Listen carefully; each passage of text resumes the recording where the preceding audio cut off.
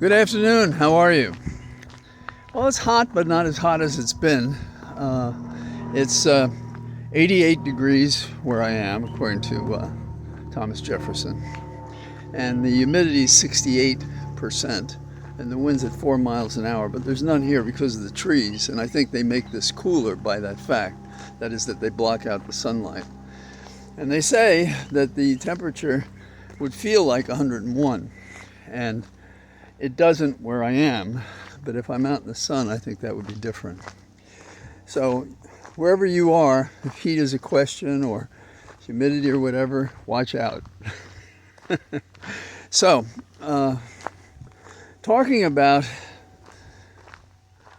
heat and light, Tucker Carlson. Now, we've seen him go through several professional developments in his lifetime. Some might not call them professional, but he has a mind that has been misused, in my opinion. And I think that's an accurate way to look at him. And consider the challenge of Tucker Carlson talking to Representative Tracy Green, the conspiracist. And the reason I mention her is she's like a case study in how do you understand your enemy, and she is that, so that those out there who say, can't we all get along, appreciate that you can't. With some, it's just impossible. And what I thought would be useful is to focus a little bit on our War Powers Resolution. And the Senate voted on that today, and I'll get to that, and you already know the result, but I'll talk about that after I've talked a little bit about Carlson and Green. Now, she said some things that I didn't quite understand, and it was because I have thought one way about her, and she's talking another way that surprised me. She talked about how there were 22 or 23 votes on Israel, and she did not appreciate that we always have to support that country. What about our own country? Now, I don't know if she's attacking Zionism or she's an anti-Semite or, what exactly she means or what is the underlying distance she wants to put between herself and her Republican caucus on having and bringing to the floor by the Speaker Johnson so many votes that have to do with Israel. But she said that. Now, in that context, she asked, why is America not in Revelations? Now, Revelations that she was referring to is the New Testament big biblical section, which in my understanding and reading of it is that it's written years after Jesus was crucified. It purports to be a conversation between John and Jesus.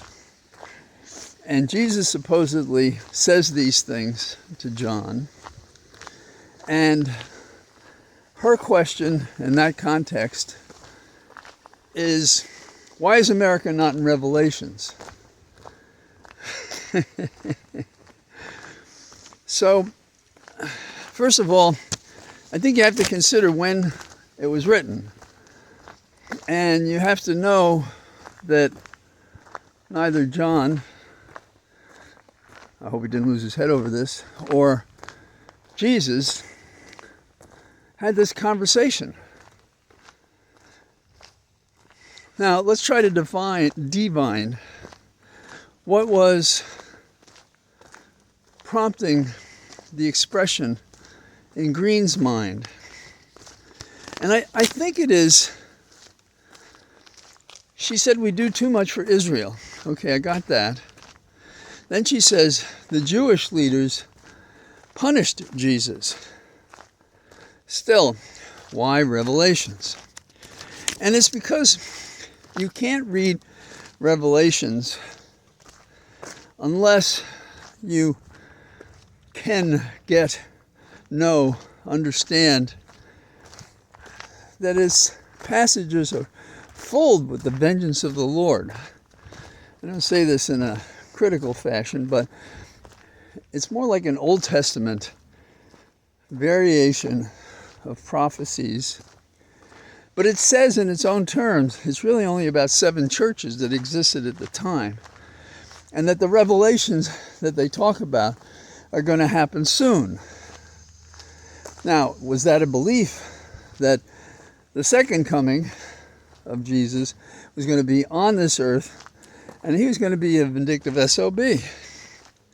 So, I was trying to remember, I've read it, perhaps you have. I tried to remember any instruction, religious instruction. I don't remember any none through the years of grammar school or Jesuits, through high school, and to the extent I had any theology in college at Fordham, ever discussing Revelations. See, this is a book written after the crucifixion, so by 100 AD, and Jesus spoke to John in Patmos, P-A-T-M-O-S. Now, Tucker mentions this as well, and it's full of death and destruction, and involves only 7 other churches that were worthy of this symbolic and critical and vengeful division of our team and the other team. So one reason we're not in Revelations is because we're not, historically, the context, and it doesn't apply. So what it tells us, it's a mirror of the dark soul of Green, that she would invoke it, but I'm not sure who she's aiming it at.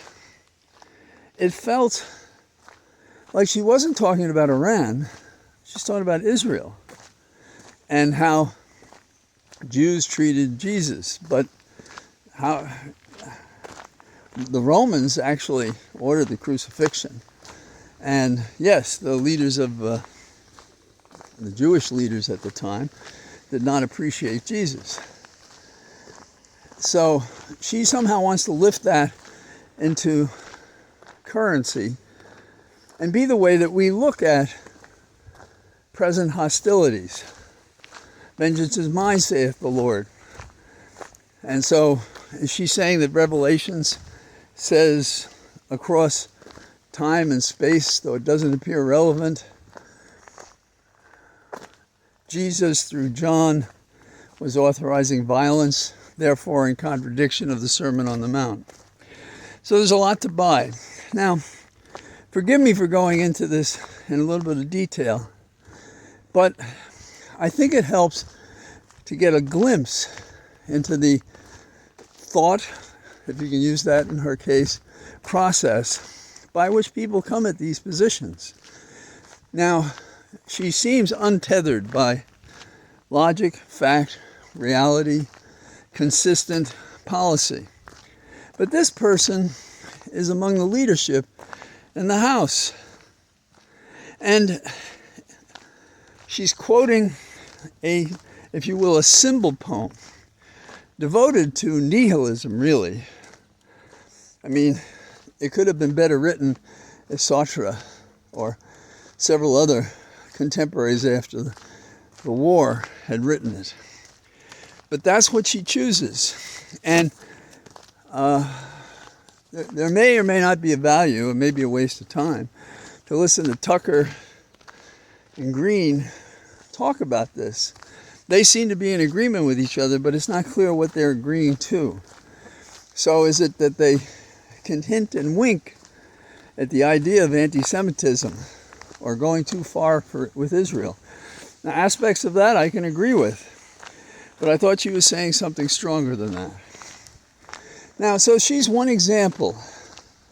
Today we got a sense of all the Republicans in the Senate, except for one, who considered the War Powers Act, which is to withhold from Trump power he's been exercising without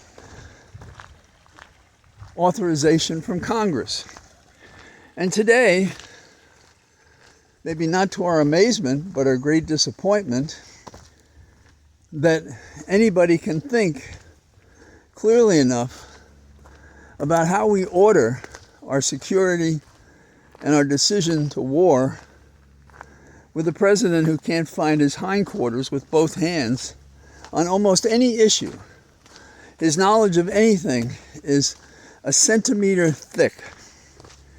And for the meters upon meters and kilometers below that, he has no interest. He doesn't work. He doesn't read. He needs picture drawings. He needs presentations. They have to entertain him like some child in kindergarten. And this guy has not been hemmed in by the War Powers Resolution because they all think, every one of them, like green. They don't know what the F they're doing. They have no idea. And the F they embrace is fascism. Fascism advanced today. Now, we do know that the resolution got one Republican, Rand. And he's been pretty clear and consistent. He actually has an identifiable ideology, whether you agree with it or not. Now, Fetterman voted with the Republicans against a War Powers Resolution that would restrict Trump. Now, Greg Sargent gave the opinion that this vote emboldens Trump, who's been growing more unhinged, power crazy since this has started. That is, if you will, the militarism of America. We see people are disappearing here. Proceedings are ignored. It's a Kafkaesque realization of our worst nightmare, but we're realizing it while we're awake. And the question is, where do we go next? Because the Supreme Court has become more inventive in ways of affecting the judicial system and thereby affecting the progress of fascism in America. Now, one way that may help us, and I say this quite guardedly because of how we've seen Congress fail us repeatedly, but one way is money in the defense bill. We can deny the purse to Trump. That's one way. Another way are the rallies that persist. But one could fairly say we've had some strong rallies. We've had this period of great embarrassment and terrible decisions by the Supreme Court, but we still lack the motivation to fight back.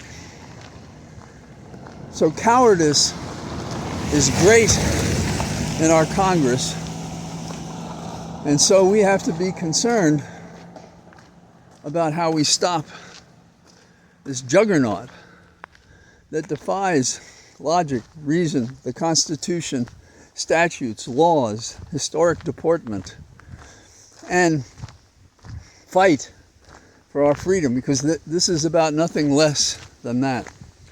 So, on this somewhat warm day, I wish you well, be careful, and I'll be out, we'll talk again tomorrow, weather permitting, and so I say goodbye to you from our Cathedral of Trees. All the best. Bye-bye.